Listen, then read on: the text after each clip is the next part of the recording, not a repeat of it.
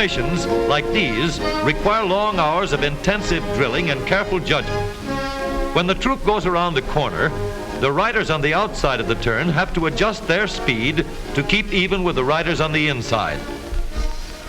The man on the outside has to ride a lot farther and a lot faster in order to keep up with the parade. The outside wheels must spin faster than the wheels on the inside because they have a greater distance to travel in the same length of time. When a wagon turns a corner, the wheels can travel at different speeds because each one can turn freely on the axles. And in the early automobiles, the rear wheels turned separately and only one wheel was connected to the engine. But when only one wheel was driven by the engine, it had to do all the work, and it couldn't get a good enough grip on the road to do its job properly. So the one-wheel drive was soon out of date. But if two wheels are locked on an axle so that they are not free to turn separately, one or the other has to slide. So engineers had to find a way to connect both rear wheels to the engine without sliding and slipping on turns. The device which makes this possible is a part of the rear axle. It is called the differential because it can drive the rear wheels at different speeds. The differential looks complicated, but once we understand its principle, it is amazingly simple.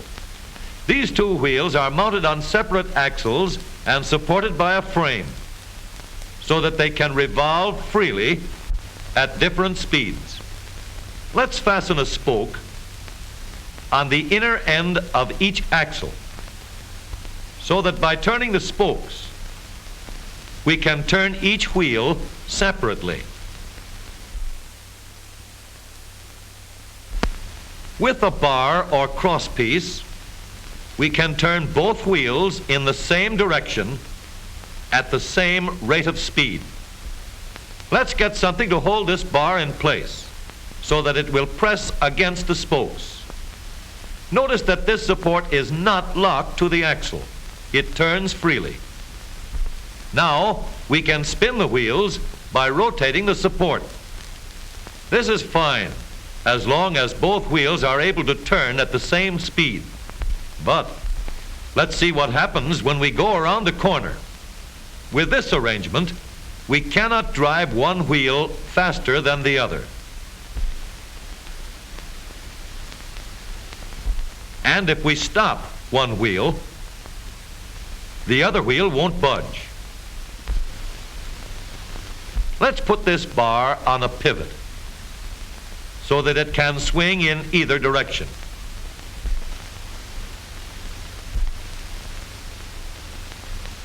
Now, the bar can still turn both wheels at the same speed. And because it pivots, it lets one wheel turn even when the other is stopped. But if turned too far, the bar will swing around until it won't drive the spokes that turn either wheel. We need another crossbar and more spokes to carry on the job. When we stop one wheel, the crossbars will continue to push the spokes of the free wheel around. As long as both wheels are free to turn, the bars do not swing on their pivot and the wheels move at the same speed. Now we have the working principles of a differential. To adapt the model for use in an automobile, we will have to make a few changes. In order to reduce the jerky action caused by wide spaces between the spokes, we will put in more spokes. Further filling in the spaces between the spokes gives steadier, more continuous action, and changing the shape gives firm, constant contact. Now we can make the gears thicker and stronger, and we have differential gears. The edges are cut so that they will fit together more smoothly and silently, and another gear is added to share the work of driving the axles. The principle is the same. In order to turn the support and drive the wheels, we can fasten a large gear here, connected by a smaller gear to a source of power.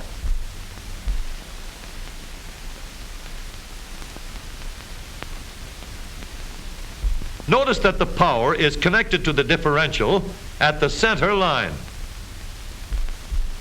We can make our model more compact by moving the gears closer together. When we put our differential in an automobile, we have to leave room for the drive shaft, which carries the power from the engine. We may build the floor of the car above the drive shaft. But if we do, we won't have much room inside unless we make the top of the car high too.